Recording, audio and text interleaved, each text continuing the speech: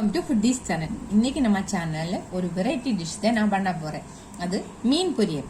இது எப்படி பண்ணலான்னு வாங்க நம்ம வீடியோக்குள்ள போய் பார்க்கலாம்.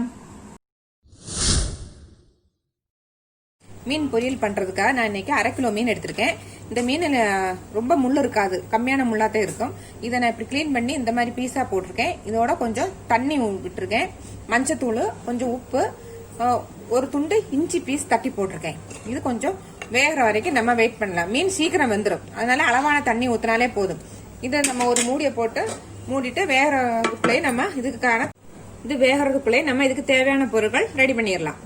இதுக்கு தேங்காய் நான் கம்மியாக தான் எடுத்திருக்கேன், கொஞ்சோண்டு எடுத்திருக்கேன். இது போதுமானது. மீன் கம்மியாக தானே இருக்கு. இந்த 1/2 மூடி தேங்காயில் கொஞ்சோண்டு திருவி எடுத்திருக்கேன். இந்த அளவுக்கு தான் எடுத்திருக்கேன். இதில் இப்போ நம்ம ஒரு பல் பூடு போட்டுக்கலாம். சின்ன வெங்காயம் ஒரு 3 போட்டுக்கலாம்.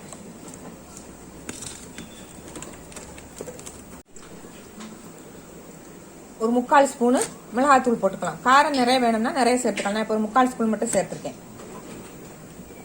கொஞ்சோண்டு சோம்பு. நம்ம இப்போ இது எல்லாத்தையும் லைட்டா ஒரு கிரஷ் மட்டும் பண்ணி எடுத்துக்கலாம். ரொம்ப அரைக்க விட வேணாம், லைட்டா ஒரு சுத்து தான். இப்போ இது இந்த அளவுக்கு மட்டும் அரைச்சு எடுத்துக்கலாம். நம்ம இப்போ இந்த மீன் நல்லா வெந்துருச்சு. நம்ம இது ஒரு பிளேட்டுக்கு எடுத்துக்கலாம்.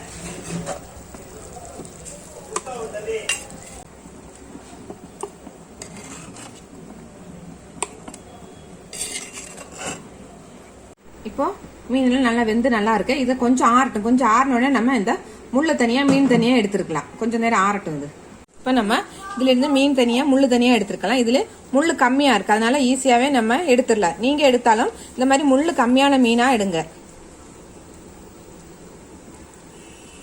ரொம்ப ஈஸியா நம்ம முள்ளு தனியா எடுத்துடலாம். இதுல இருந்து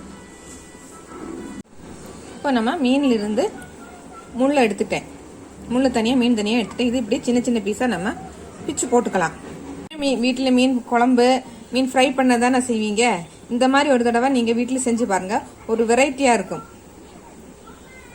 இப்போ நம்ம சட்டி காஞ்சிருச்சு. காயட்டையும் கொஞ்சம் எண்ணெய் ஊற்றிக்கலாம். நம்ம அதில் எண்ணெய் ஊற்றி கடுகு போட்டுக்கலாம்.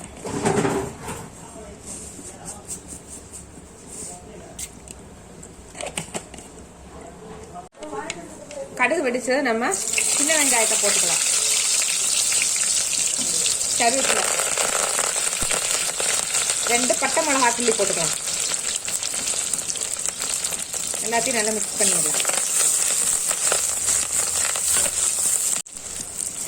இப்போ நம்ம இதுல நம்ம முள் எடுத்து வச்சிருக்கிற மீனை சேர்த்துக்கலாம்.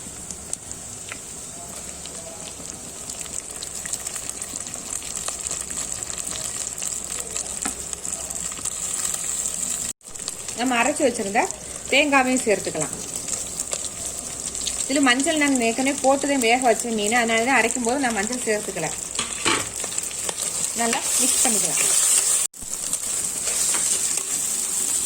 இப்போ இந்த தேங்காய் ஒரு பச்சை வாடை போனோடனேயும் நம்ம பொரியல் ரெடி ஆயிரும். மீன் ஏற்கனவே வெந்திருக்கனால ரொம்ப வேக வைக்க வேணாம்.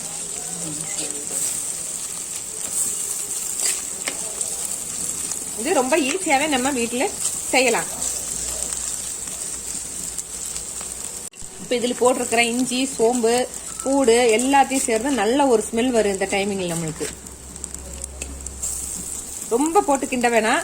மீன் இன்னும் ரொம்ப பொடி பொடியாக மீன் தெரியாமல் போயிடும். அதனால அளவா லைட்டாக கிண்டி மட்டும் விட்டுருங்க. மீன் வேக வைக்கும் போது கொஞ்சம் உப்பு போட்டுருந்தேன். இந்த சைடில் அந்த உப்பு கொஞ்சம் பத்தலைன்னா லைட்டாக மட்டும் சேர்த்துக்கங்க, நீங்கள் உப்பு பார்த்துட்டு. இப்போ நம்ம பொரியல் ரெடி ஆயிடுச்சு. பச்சை வாடையெல்லாம் போய் நல்லா வந்துருச்சு பொரியல். இதை நீங்க வீட்டிலே செஞ்சு பாருங்க. செஞ்சு பார்த்து எல்லாரையும் அசத்திடுங்க. இதை நம்ம ஒரு பிளேட்டுக்கு மாத்திரலாம். இனி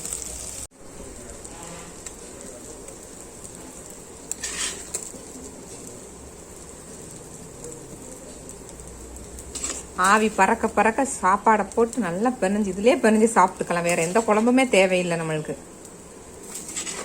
ரொம்ப டேஸ்டியா இருக்கும். இந்த வீடியோ உங்களுக்கு பிடிச்சிருச்சுன்னா லைக் பண்ணுங்க, ஷேர் பண்ணுங்க, சப்ஸ்கிரைப் பண்ணுங்க, எங்களுக்கு சப்போர்ட் பண்ணுங்க. Bye bye.